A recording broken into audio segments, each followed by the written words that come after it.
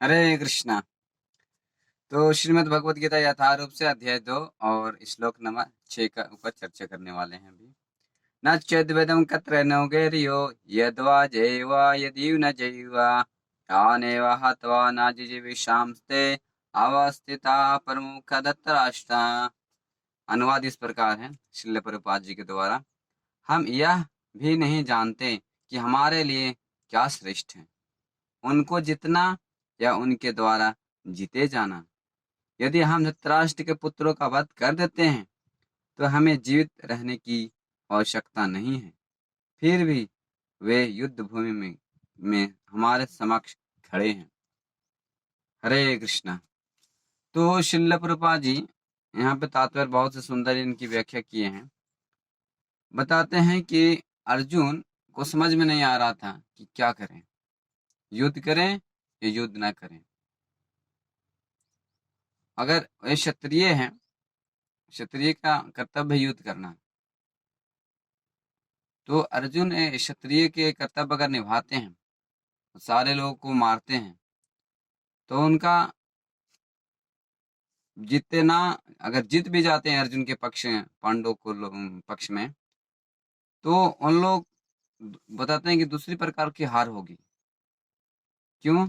क्योंकि फिर रहने के लिए किनके साथ भोग करेंगे, या अकेला कोई आनंद नहीं मिलता है। तो साथ में रहने के लिए, सगे संबंधी होने के लिए, सारे इनके बड़े बड़े लोग, भीष्म पितामह, द्रोण गुरु और बहुत से परिवार थे, कुरुवंश से, दोनों तो कुरुवंश के थे, सारे मरे जाएंगे, सिर्फ पांडव लोग ही बचेंगे इसमें। तो अगर हम इस तरह से हैं, अगर मारता हूँ इन लोगों को, तो सारे रहने के लिए कोई रह न जाएंगे इन लोग। तो मैं क्या करूं, मुझे समझ में नहीं आ रहा है। उसके द्वारा जीते जाना अच्छा है कि मेरे द्वारा जीते जाना अच्छा है। इसी प्रकार से हम लोग भी इस भौतिक जगत में, इस संसार में भ्रमित हैं कि क्या अच्छा है क्या ना अच्छा है। भगवान जब इस ब्रह्मांड भौतिक जगत में आते हैं जीव, तो उसको कुछ मालूम नहीं रहता है। एक बच्चा का, जिस प्रकार से एक बच्चा का उसके बारे में, हर चीज के बारे में जानकारी नहीं रहती है, तो उसको जानकारी देने के लिए उनके सीनियर यानी बड़े लोग, उनके माता पिता, उनके परिवार वाले या उनके से जो जानकारी है उनको बताते हैं। तो आध्यात्मिक जीवन या भौतिक जीवन में पूरी पूरी तरह से वही ज्ञान प्राप्त कर सकता है जो कृष्ण का भक्त है, क्योंकि कृष्ण हर जीव के हृदय में बैठे हैं। सर्वस्य चाहम हृदय सन्निविष्टो मत्त स्मृतिम ज्ञानम अपोहम च। भगवान बताते हैं सारे हृदय, सारे जीवों के हृदय में मैं परमात्मा रूप में बैठा हूँ, और मैं ही प्रेरणा देता हूँ कि क्या करना है क्या नहीं करना है। तो अर्जुन के समझ में नहीं आ रहा है। और जब तक हम भगवान के भक्तों को शरणागत नहीं होंगे, तो आपको समझ आएगी नहीं है। क्योंकि जो सत्य जो है आध्यात्मिक, खास करके आध्यात्मिक ज्ञान जो होते हैं, वो शरणागत होने के बाद हमको समझ में आती है कि क्या कैसा भक्ति में आगे बढ़ते हैं। जब तक शरणागत नहीं होंगे तब तक अब भक्ति स्टार्ट नहीं होती, वो आर्टिफिशियल हो जाते हैं, ऊपर ऊपर से हम करते हैं। और जब शरणागत हो जाने के बाद हम पूरी तरह से सीख पाएंगे। जिस प्रकार से एक कुम्हार ने मिट्टी का पूरा मतलब मुलायम बनाता है, एक कंकड़ भी नहीं रहता उसके अंदर, सारे कंकड़ को निकालता है। अगर कंकड़ भी, छोटी सी कंकड़ भी रहता है तो उसको छेद कर देता है उस घड़े को। इसीलिए पूरे तरह से हमको शरणागत हो जाने के बाद कुम्हार जैसा चाहे वैसा बना सकता है। उसी प्रकार से हम इस संसार में भ्रमित हो गए हैं, क्या करना चाहिए और क्या नहीं करना चाहिए। जैसे शिल व्यास देव जी ने पूरे सारे शास्त्र लिखे थे और वो भ्रमित थे। भ्रमित, वो भी भगवान श्री कृष्ण के ही अवतार हैं शिल व्यास देव जी ने। तो सारे शास्त्र लिखने के बाद भी निराश में बैठे थे। तो जब नारद मुनि प्रकट हुए उनके सामने, तो शिल व्यास देव जी ने उनसे प्रार्थना की, शिल नारद मुनि से, कि आप बताइए कि मेरे निराश का कारण क्या है, मैं क्यों निराश हूँ, मैं क्यों दुखी हूँ।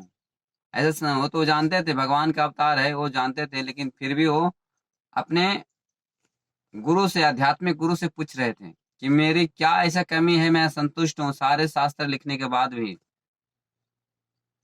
तो जब तक हम इस प्रकार से गुरु का अप्रोच नहीं करेंगे, गुरु से पूछेंगे नहीं, या आध्यात्मिक जो नहीं है, आध्यात्मिक जो आगे बढ़े हुए हैं, उनसे जब तक नहीं पूछेंगे, तब तक हम आगे नहीं बढ़ पाएंगे कि हम मेरे लिए क्या करना है और क्या नहीं करना है।